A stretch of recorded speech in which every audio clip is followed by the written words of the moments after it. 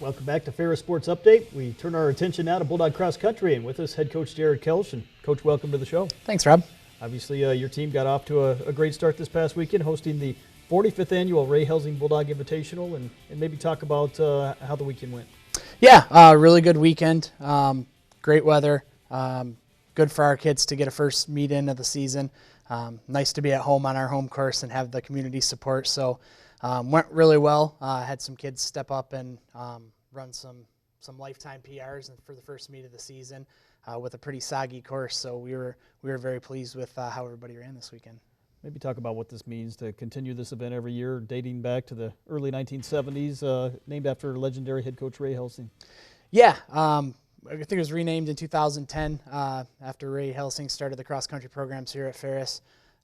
Did a fantastic job of, essentially making the programs rise here when they were NAIA before we were D2. So it's great to honor him, especially after he passed away, by naming the meet after him. And occasionally we see some family members of his up here, so always fantastic to rehash memories and things like that, and just have a great turnout for our meet. So as we go to some of the highlights, we'll start with the women's race as they ran first, 5,000 meters, and had a great performance here from Katie Edelmaki, who was the individual champion. Yeah, Katie did a really good job. She's kind of a month behind in training because she made outdoor nationals. So again, kind of working her into it slowly but surely. But she ran about 15 seconds faster than she did on this course last year. It was a little bit wetter, so she did a really good job. We're really happy with her fitness. Had quite a few underclassmen, juniors and sophomores run about a minute PR from what they ran on this course last year. So very, very pleased with our women's team.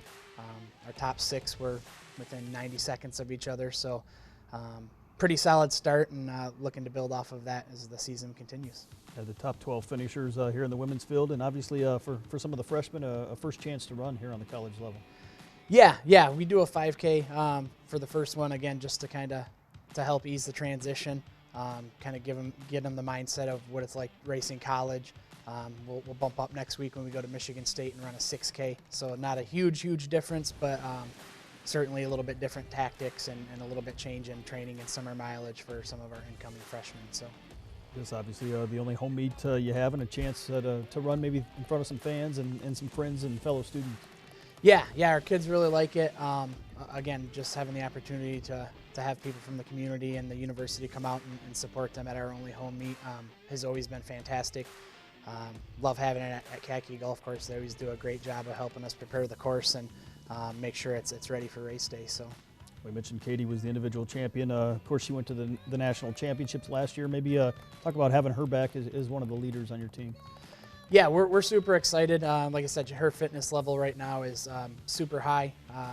Had a great year last year. Was All-American in cross, All-American in outdoor track, and so having her back to help lead with some of our other seniors is certainly going to be a big thing for us with having 6 freshmen this year.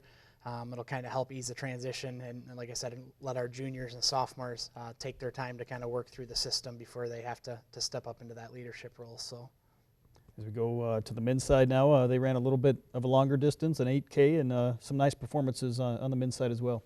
Yeah, we were very, very pleased with our men. We had our top 6 within 60 seconds of each other. A couple of, I think our 3rd and our 5th guy were freshmen. First time running an 8K. They're transitioning from running the 5K in high school. And like I said, summer mileage was significantly higher, hitting the weight room, things like that. So it generally takes our men a little bit longer to adjust than our women's team to training. But we were super pleased with how our guys ran. Have a huge freshman class this year of 9 guys. So we're very excited for the future of the program, but certainly happy with how they ran on Saturday for the first one. Led by a junior, Weston Rackley, who was the individual champion. Maybe talk about the way he performed. Yeah, Weston's really come on since last track season. He had some big PRs in track. He was one of the guys who already ran a lifetime PR at the first meet out. He's done a lot in summer training and done the little things correct, making sure he's getting to the training room, taking ice baths, sleep, rest. So he's really starting to see that big payoff. And generally with our training system, those junior, senior guys is when they start to see that big jump after they've taken that whole freshman year to adjust. So we're very pleased with how Weston's running right now, and excited to get him back out on the course next week. How difficult is that transition, maybe going from track in the spring? You've got the summer where you're kind of on your own, and then into the fall. Yeah, it's always a little hit or miss, depending on where your kids are, what they're doing, vacations, jobs. The consistent thing is just getting out the door and making sure they're getting runs in. We always say if we can get you on campus fit, that's a good starting point. So if our kids are getting out and getting in runs every day, even if they miss a day here, miss a day there, maybe getting in a workout on the correct day, we can work with it. So the first couple of weeks when we have our kids come in is always a little bit of a slow start, but we tend to work through it pretty well. This week you're off to East Lansing to take part in the Michigan State Spartan Invitational, and I know an event you've been to a number of years.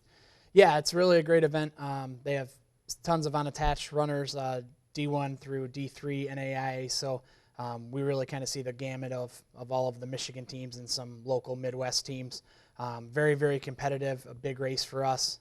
This kind of helps us set the tone for the season as our first real big race, where the women will actually run 6 and then the men will of course run 8K.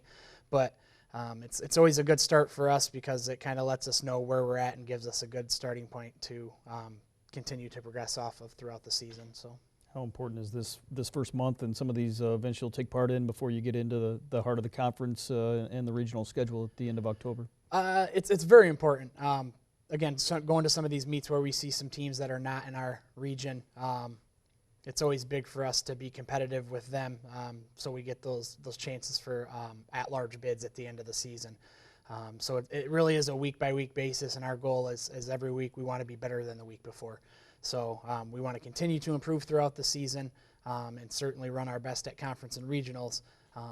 But if we do our job throughout the whole season, it doesn't always depend just on that day. It depends on your history and how you've done. So every meet from here on out is pretty important and is a counter meet for us. Well, Coach, thanks for being with us, and congratulations on the great start. Best of luck as you travel to Michigan State this week. Thanks, Rob. That'll do it for Ferris Sports Update. A reminder, you can follow all the action and get all the results online at ferrisstatebulldogs.com. Have a great week.